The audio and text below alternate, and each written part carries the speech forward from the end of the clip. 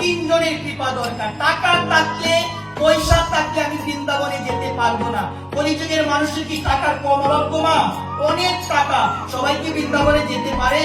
বলছে টাকা থাকলে তো বৃন্দাবনে যাওয়া যায় না। বৃন্দাবনে যেতে গেলে তিন মহারানীর কৃপা দরকার। কয়জন মা?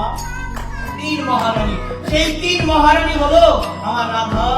বলছে রাধার কৃপা যদি না থাকে কখনো বৃন্দাবনের চরণ তলায় আমি গড়াগড়ি দিতে পারবো না। একবার প্রেম বলো রাধে রাধে। তার মানে বৃন্দাবনে যেতে গেলে প্রথম যে রানীর কৃপা দরকার তিনি হলো আমার প্রাণেশ্বরী শ্রীমতী রাধা। মা যদি কোনো সময় বৃন্দাবনে যাওয়া হয়, বৃন্দাবনে গেলে দেখতে পারবেন গো মা, বৃন্দাবনে কিন্তু আমার কৃষ্ণ নামের ধ্বনি হয় না, একটা নামের ধ্বনি হয়। সেই নামটা কি গো মা? রিক্সাওয়ালা থেকে শুরু করে গাড়ি চালক যা আছে সবাই বলে কি রাধে রাধে। রাধা বিনা কৃষ্ণ আদে, ইসকে প্রেম সে বলো রাধে রাধে।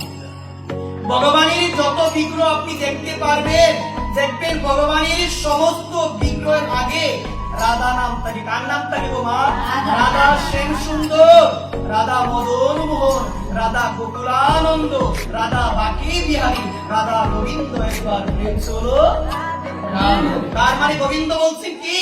গোবিন্দর নামের আগে ওই রাধারানীর নাম কেন থাকে? আপনাদের প্রশ্ন করবে যে গোবিন্দর নামের আগে রাধারানীর নাম কেন থাকে? আপনারা কি বলবেন? আপনারা বলবেন গোবিন্দ কি বলেন শাস্ত্রে? গোবিন্দ বলেছেন আমার থেকে আমার ভক্তের নাম অনেক বড়, আর আমার সম্মুখে কেউ যদি আমার ভক্তের গুণ মহিমা কীর্তন করে আমি অত্যাধিক প্রসন্ন হয়ে একবার প্রেম।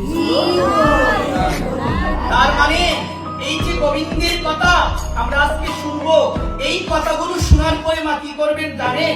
একটু হৃদয় মাঝে স্থান দিতে হবে। কি করতে হবে গো মা? আর আমরা মনে করি পাঠের কথা পাঠে থাকবে, এগুলো বাড়িতে নিয়ে আমরা কি করব? পাঠেতে অনেক আলোচনা হয়, হয় না গো মা? ওই কথাগুলোকে আমরা বাড়িতে নিয়ে যেতে পারি। এই যে আমরা গীতা পাঠ শুনতে বসলাম, আমাদের শাড়ির মধ্যে অনেক ময়লা লাগবে, লাগবে না গো মা? যখন গীতা পাঠ শোনা শেষ আমরা উঠবো, ওইতে ঝাড়া দিব না শাড়িটা মা?